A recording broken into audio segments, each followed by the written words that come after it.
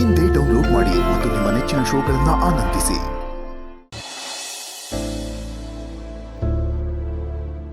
ಭೂಮಿಕಾ, ನೋಡು ನೋಡು, ನಮ್ಮ ಮಲ್ಲಿಗೆ ಮದ್ವೆ ಹೆಣ್ಣಿನ ಕಳೆ ಬಂದ್ಬಿಡ್ತು.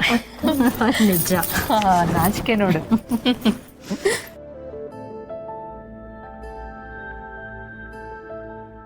ನಿಮ್ಮ ಅಣ್ಣ ಅದಕ್ಕೆ ಇರೋ ಜಾಗ ಈ ಕಡೆ ಇದೆಯಲ್ಲ, ಇದೇ ಮನೆ. ಅಮ್ಮ ನಮಸ್ಕಾರ. ನಮಸ್ತೆ ಸರ್. ಏನ್ ನಿಮ್ಮನೆ ಫಂಕ್ಷನ್ ನೀವೇ ಲೇಟಾಗಿ ಬಂದ್ರೆ ಹೆಂಗೆ? ಇರುತ್ತಲ್ಲ ನಾವು ಹೆಣ್ಮಕ್ಳು ರೆಡಿ ಆಗೋದು. ಆಗ್ಲಿ ಆಗ್ಲಿ ನಡ್ರಿ ಎಲ್ಲ ನಡ್ರಿ ಒಳಗೆ ನಡ್ರಿ. ನಾನ್ ಚೆನ್ನಾಗಿ, ನೀವ್ ಹೆಂಗಿದ್ದೀರಾ? ನಾನು ಚೆನ್ನಾಗಿದ್ದೀನಿ ಕಂದ. ಬೋಡತ್ತಲ್ಲಿ ನಿಮ್ ಬೋಡ ತಾತನ ಕೈ ಕೊಡುವ ದೈವಂ.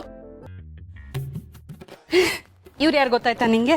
ಇಲ್ಲ, ಗೊತ್ತಿಲ್ಲ. ಅವತ್ತು ಮನೆಗ್ ಬಂದಾಗ ನಿಮ್ ಮಹಿಮಾ ಅತ್ತೆ ಅಂತ ಒಬ್ರನ್ನ ಹೇಳಿರ್ಲಿಲ್ವಾ ನಾನು? ನಿಮ್ ಮಾಮನ ಹೆಂಡತಿ ಅವ್ರೇ. ಹಾಯ್ ಗುಂಡ, ಸೋ ಕ್ಯೂಟ್. ಮಿಂಚು ಎಲ್ಲೋ? ಹೌದಾ? ಒಳಗಿದ್ದಾಳೆ.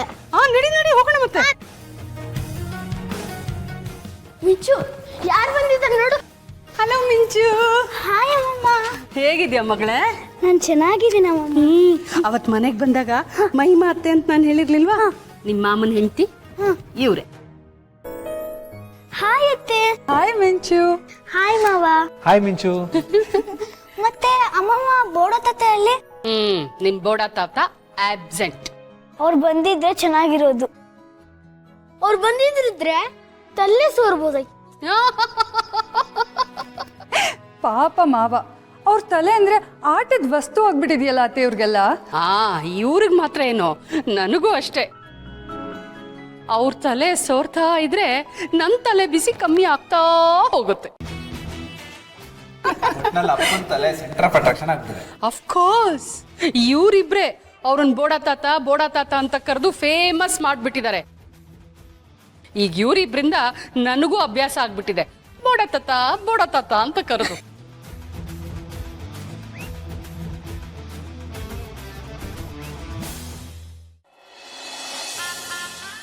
ಅಮ್ಮ ಬಂದ್ರೆ ನಾನೇ ಹಾಕೊಳ್ಳ? ಇಲ್ಲ ಇಲ್ಲ ಇದು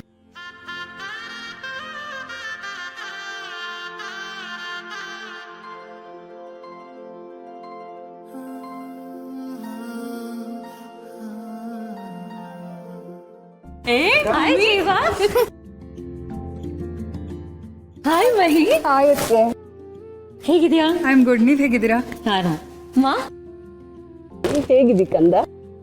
ನಾನು ಚೆನ್ನಾಗಿದ್ದೀನಿ. ನೀವ್ ಹೇಗಿದ್ದೀರಾ? ಹೌದು, ಯಾಕೆ ಇಷ್ಟು ಲೇಟು? ನಾನಂತೂ ಬೇಗ ರೆಡಿ ಆಗ್ಬಿಟ್ಟೆಪ್ಪ, ಇವಳದೆ ಸ್ವಲ್ಪ ಲೇಟ್. ಅಯ್ಯಯ್ಯೋ, ನಾನ್ ಬೇಗ ರೆಡಿ ಆದೆ ಅತ್ತೆ.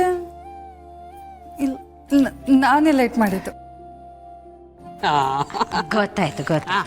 ಮಲ್ಲಿ ರೆಡಿ ಆದ್ಲಾ? ಇಲ್ಲಮ್ಮ, ನಾನು ಮತ್ತೆ ಅಪ್ಪಣ್ಣ ಅವ್ರು ರೆಡಿ ಮಾಡ್ತಿದ್ದೆ. ಹಂಗಾದ್ರೆ ನಾನು ಮಹಿ ಹೋಗಿ ಲಾಸ್ಟ್ ಫಿನಿಶಿಂಗ್ ಟಚಸ್ ಮಾಡ್ಕೊ. ಅಮ್ಮ ಈಗ ತಾನೇ ಬಂದಿದೆ, ರೆಸ್ಟ್ ಮಾಡು, ನಾನು ರೆಡಿ ಮಾಡ್ಕೊಂಡು ಬರ್ತೀನಿ. ಹಲೋ, ನಾನು ಯಾರು? ಮಿಸ್ ಮೈಸೂರು 1988. ನನ್ನ ಸೊಸೆ ಯಾರು? Well known fashion designer. ನಾವಿಬ್ರು ಅಪ್ರೂವ್ ಮಾಡಿದೆ, ಮಲ್ಲಿ ಹೇಗೆ ಆಚೆ ಬರ್ತಾಳೆ? ಕರೆಕ್ಟಾ? ಕರೆಕ್ಟ್. ಸೊ ನಾವು ಹೋಗ್ತೀವಿ. ಎಸ್, ಬಾ ಮಹಿಮಾ.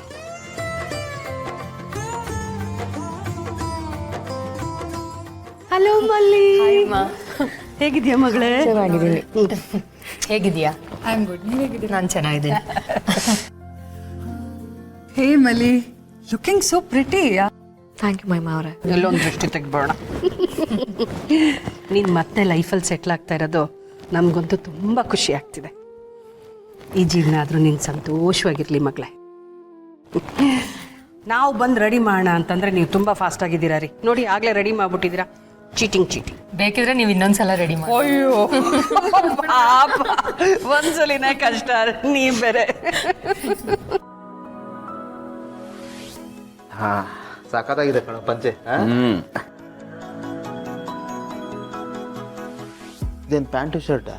ಇನ್ಶರ್ಟ್ ಮಾಡೋದು ಶರ್ಟ್ ಮೇಲೆ ತಪ್ಪ. ಏನೋ ಹುಡುಗ ಅಭ್ಯಾಸ ಇಲ್ಲ ಅಲ್ಲ, ಇದ್ದಿದ್ರೆ ನನ್ನ ಯಾಕೆ ಕರಿತಾ ಇದ್ದೆ. ಸರಿ ನಿಂತ್ಕೋಬ, ಅಲ್ಲಾಡ್ಬೇಡ, ಸ್ವಲ್ಪ ಇದನ್ನ ಎತ್ತ ಇಡು.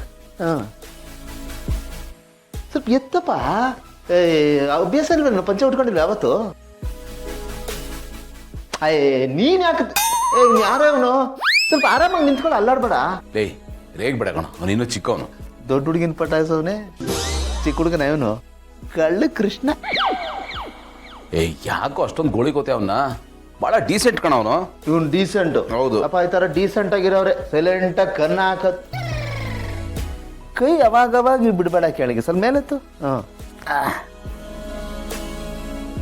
ಅಲ್ಲ ಸರ್, ಈ ಎಂಗೇಜ್ಮೆಂಟ್ಗೆ ಪಂಚನೆ ಯಾಕೆ ಉಟ್ಕೋಬೇಕು? ಪ್ಯಾಂಟ್ ಹಾಕೊಂಡ್ರೆ ಆಗಲ್ವಾ? 2 ಬಟನ್ ಅಲ್ವಾ ಸರ್? ಗೆಳೆಯ ಅವ್ನು ಬಿಟ್ರೆ ಮದ್ವೆಗೆ ಗೋವಾ ಚಡ್ಡಿಲೇ ಕೂತ್ಕೊಳ್ಳೋಂಗ ಅವನು ಕಣ.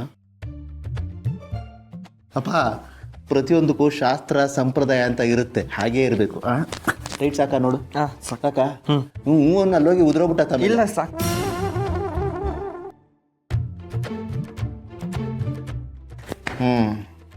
ಸುನೀಲ್, ಒಂದು ವಿಷಯ ಹೇಳ್ತೀನಿ ಕೇಳು. ಮದುವೆ ಅಂತ ಫಿಕ್ಸ್ ಆಗ್ತಿದ್ದಂಗೆನೆ ಗಂಡು ಮಕ್ಕಳು ಬಾಯಿ ಬಂದಾಗ್ಬಿಡ್ಬೇಕು. ನೋ ಪ್ರಶ್ನೆ.